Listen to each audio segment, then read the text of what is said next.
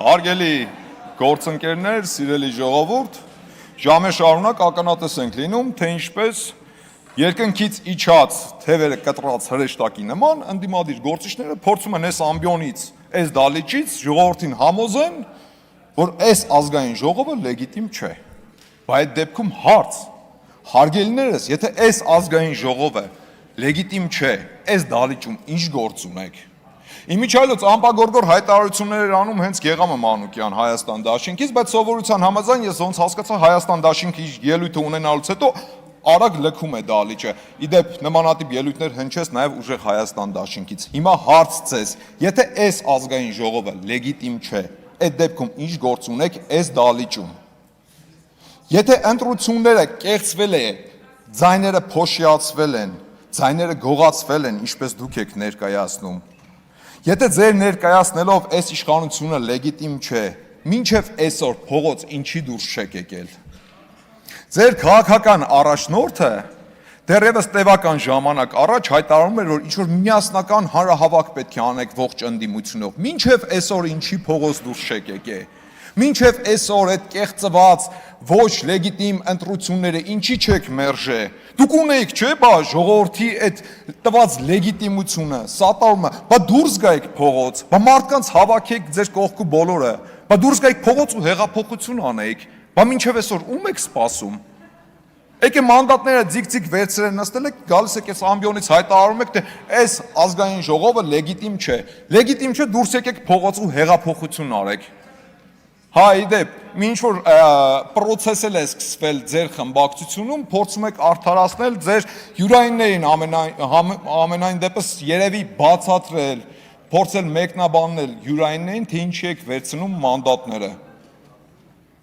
Որովհետև ամիսներ առաջ անընդհատ կրկնում եք այն թեզերը, թե էսա գալու եք ձեր միակ ուժով վերցնեք իշխանությունը, այն ինչ ընտրությունների արդյունքում տապալվեցիք, Ինչպես դուք եք ներկայացնում բոլորին, թե շուտով Սամվել Կարապետյանը լինելու է վարչապետ, տապալվեցիք այդ հարցում, հետո համոզում եք, թե սահմանադրական դատարանի որոշումներով հնարավոր է գաք նորից իշխանության, պարոն Վարդևանյան, ոնց որ գազ եք տալու սահմանադրական դատարանում, բայց ոնց Կարապետյանը ասեց, պարզվեց Զապորոժեց էր, լավ գազ չտվեցիք։ Տեսակ, էդ էլ չստացվեց, հիմա էլ եկել եք այս ամբիոնից, փորձում եք համոզել, թե ինչի համար եք մանդատները վերցնում։ Վերցրել եք, թե չէ, դա ձեր գործն է, բայց այդ կեղծ թեզերը մի փորձեք մատուցել հանրությանը։ Մանդատները վերցրել ենք, որ մեր եկեղեցին փրկենք, մանդատները վերցրել ենք, որ հայ մնանք։ Բա դրանից առաջ էլ ասում եք, գալիս ենք ընտրությունները հաղթենք, դառնանք վարչապետ, որ Հայաստանը չփլուզվի, որ եկեղեցիները չփլուզվեն։ Բանտրությունները պարտվելուց հետո Հայաստանը ինչի չփլուզվեց, այն 300,000 ադրբեջանցիները ուր են հարգելիներս, ուր են, մինչև այսօր ուր են, Հայտնի Կոկորդիլոսի անեկդոտը երևի լավ էիք սերտել, ափսուս, Հայաստան դաշինքի մեր պատգամավորները լքեցին դալիճը, ասելիք շատ կար, խոսում են ինչ-որ եկեղեցիներ փրկելուց, եկեղեցիներին տեր լինելուց, հələ մի հատ հիշեք, ձեր քաղաքական ուժը, ձեր պայքարը սկսելուց հետո Ինչ հայտարարություն արեց, գալիս եք եկեղեցին փրկեք, մի հատ գնացեք տեսեք հələ քանի հատ եկեղեցի է փլուզվել, թե հակառակը, հələ գնացեք մի հատ փորձեք հաշվեք։ Խմբակցությունն է վերաբերվում ուժեղ Հայաստան, նստեք տեղներդ ինչի եք խառնվել իրեր։ Չի կարելի ախր, դուք շատ ազատ եք, ձեզ համար շարժվում, լռեք։ Գալիս եք եկեղեցիներ փրկելու, հələ մի հատ գնացեք հաշվեք տեսեք քանի հատ եկեղեցի է հիմնանորոգվել։ Քանի հատ եկեղեցի է բարեկարգվել այս ընթացքում։ Հա, իմիջիայլոց, այսօր, այս նստատեղերից ինչ-որ գոռում եք, ուր է վեհափառը, որ վեհափառի մասին է խոսքը, ժողովուրդ ջան։ Որ վեհափառի մասին է խոսքը։ Դու չի նախ, դուքա, պարոն Կարապետյան, դուքա ձեզ համար։ Ով է ձեր վեհափառը, Կտրիշ Ներսիսյանը։ Ժողովուրդ, լռեք։ Կտրիշ Ներսիսյանին կգնաք ու կփնտրեք այնտեղ որտեղ ինքը կա։ Այն Կտրիշ Ներսիսյանին հուսակրոնության պատգամավորներ Կտրիշ Ներսիսյանին փնտրեք իրենց զավակների մոտ։ Մի րոպե ժողովուրդ Կտրիչ Ներսիսյանը, հուսակրոնության ուխտը խախտած Կտրիչ Ներսիսյանը։ Համակերպեք դրա հետ, պարոն Ղազինյան։ Համակերպեք այդ մտքի հետ։ Հանգստացեք։ Որովհետև ինքը կուսակրոնության ուխտը խախտած Կտրիչ Ներսիսյանն է։ Համակերպեք այդ մտքի հետ։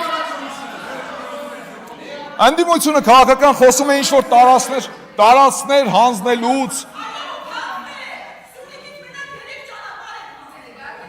2020 թվականից մինչ օրս հարգելի ընդդիմադիր գործիչներ, համբերություն ունեցեք ու մինչև վերջ լսեք։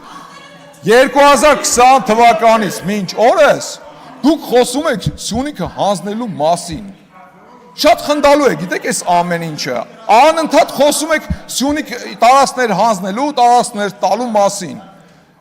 Ու ձեզ ասեմ, մեր ժողովուրդը այլևս չի էլ հավատում այդ թեզերին, այդ լոլոները էլ չի անցնում։ Հայաստան դաշինքի նայեք օրինակը վերցրեք։ 5 տարի շարունակ նույն լոլոները կարդացին, բոլորի գլխին։ Տեսակ ինչ օրը հայտնվեցին, դեռևս տարիներ առաջ էի ասում, որ Հայաստան դաշինքը իր պատմական մաքսիմումը ունի այսօր, բայց շարունակում է վատնել այդ պատմական մաքսիմումը։ Ու արդյունքում տեսակ ինչ եղավ։ Ընդհանրապես մնացել են 5-6 հոգի, ովքեր գալիս են այս ամբիոնից ելույթ են ունենում ու շատ արագ լքում են դալիճը։ Ասեմ ձեզ, նույնն էլ ձեզ է սպասվում։ Պարոն Կարապետյան, հուսով եմ առաջիկան անպայման կանրադառնաք այն հարցին, թե ուր են 300,000 ադրբեջանցիները։ Կանրադառնաք այն հարցին, թե Թույլ տվեք շարունակեմ։ Կանրադառնաք այն հարցին, իմիջիայլոց ձեր խմբակցության падգամավորներից մեկը այս ամբիոնից ելույթ էր ունենում։ Ասում էր, եկեք հլը մի հատ հասկանանք, ով կարող է առաջադրվել որպես ազգային ժողովի նախագահի թեկնածու։ Բա Հայաստանի Հանրապետության վարչապետի թեկնածու ով կարող է առաջադրվել։ Հաստատ մի քանի օտար երկրի անձնագիրը գրպանում դրած մարդը չի կարող առաջադրվել։ Իմիջիայլոց այդ անձնագրերից ի՞նչ կա։ Պարոն Կարապետյանը, մինչև օրս այդ անձնագրերից որից մեկից հրաժարվեց, թե չէ, թե հերթական լոլոն էր, խաբեց ժողովրդին, անցավ առաջ։ Հուսով եմ առաջիկայում կանրադառնաք այս հարցին, որովհետև մի քանի անգամ նկատել եմ լրագրողները այդ հարցը իրեն տվել են, լոլո կարդալով անցել է առաջ, մինչև վերջել չպատասխանելով այդ հարցին, ու փաստացի մինչև այսօր շարունակում է մի քանի անձնագիր ունենալ, ընդ որում օտարի երկրյա։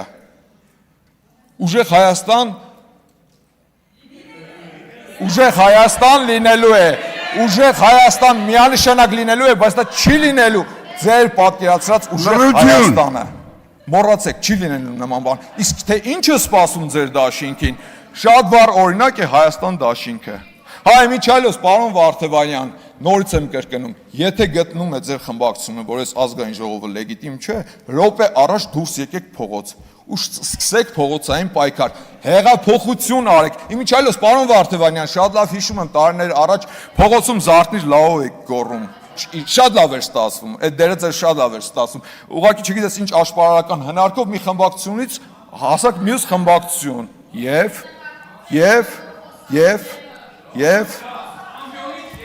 հարցը գիտեք ինչումն է, այն որ քաղաքական խոսույթը ձեր քիմքին հարիշ չէ։ Ժողովուրդ չի կարելի լռեք։